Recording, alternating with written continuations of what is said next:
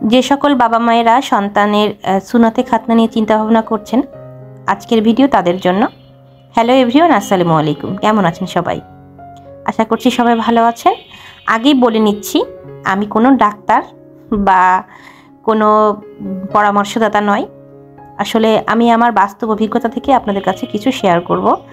হয়তো কারো কাজে লাগতে পারে, আবার নাও লাগতে পারে, আর কথার মধ্যে ভুল ত্রুটি হতেই পারে, আমি আগেই বলে নিচ্ছি।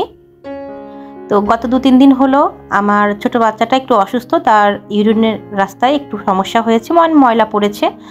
তো মেডিসিন খাওয়ানো হয়েছে, তারপরে ডাক্তার বলেছে সেটা দিয়ে কিছু হচ্ছে না, এখন তার ময়লাটা পরিষ্কার করতে হবে। তো পরিষ্কার করতে গেলে যেটা হবে আর কি, যে কষ্টটা হবে সুন্নতে খাতনা করাতে গেলেও সেই কষ্টটা হবে।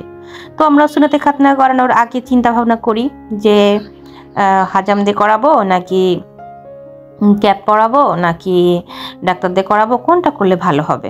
তো আমার 2টা সন্তান, আমার বড় সন্তানটার বেলায়ও আমার ইচ্ছা ছিল ডাক্তার দিয়ে করানো, কিন্তু সেটা আসলে হয়ে ওঠেনি। তখন এমন একটা পর্যায়ে বা পরিস্থিতির মধ্যে ছিলাম, তখন হুট করে আমাকে হাজাম দিয়ে করাতে হয়েছিল।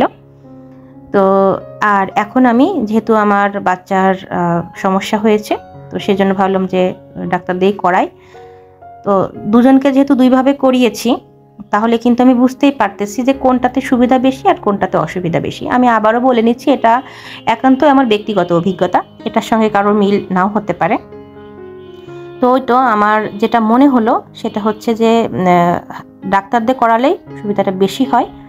মনে হয় যে কষ্টটা বা সেরে যাওয়ার সময়টাও অনেক কম লাগে। তো আমার বাচ্চাটাকে আমি ওইভাবেই করে নিয়েছি, বাসায় আর করাইনি, ডাক্তার দিয়ে খুব সুন্দরভাবে করে নিয়েছি। আলহামদুলিল্লাহ, আমার ছোট বেবি তো বয়স এমনিতেই কম ছিল, খুব অল্প সময়ে আল্লাহর অশেষ রহমতে সবার দোয়ায় সুস্থ হয়ে গিয়েছে। তো আপনারা যারা এই দ্বিধাদ্বন্দ্বে ভুগছেন, তারা কিন্তু চাইলেই এভাবে করে চিন্তা ভাবনা করে সিদ্ধান্ত নিতে পারেন। তো আমি আজকের না, গত 2-1 দিনের ভিডিও একসঙ্গে করে আজকের এই ছোট্ট ব্লগটি সাজিয়েছি। সেই সাথে আপনাদের সঙ্গে আমার সুবিধা অসুবিধার কথাগুলোও শেয়ার করলাম। ভালো লাগলে পাশে থাকার অনুরোধ রইল, লাইক, কমেন্ট এবং সাবস্ক্রাইব করে। যেহেতু ছোট বাচ্চাকে মুসলমানি করিয়েছি, তো বাসায় অনেক বেশি কাজ ছিল, তার মধ্যেও এই ছোট্ট একটা কেকের অর্ডার ছিল, সেটাও সম্পন্ন করলাম। গত কয়েকদিন ধরে অনেক ঝামেলার মধ্য দিয়ে যাচ্ছি, তারপরেও আলহামদুলিল্লাহ সবকিছুর জন্য যে সবকিছু ভালো করে হয়ে গিয়েছে।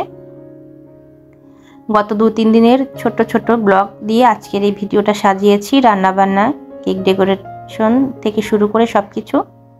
তো সবাই আমার বাবাটার জন্য দোয়া করবেন, আল্লাহ যেন তাকে নেক হায়াত দান করে। পরবর্তী ভিডিও দেখার আমন্ত্রণ জানিয়ে আজকের মতো এখানেই বিদায় নিচ্ছি। সবাই ভালো থাকবেন। আর হ্যাঁ, আরেকটা কথা, আপনারা কিন্তু ভুলেও কেউ এনেস্থেশিয়া করে মুসলমানি করাবেন না, এটা খুবই বিপজ্জনক। তো ভালো থাকবেন সবাই, আল্লাহ হাফেজ।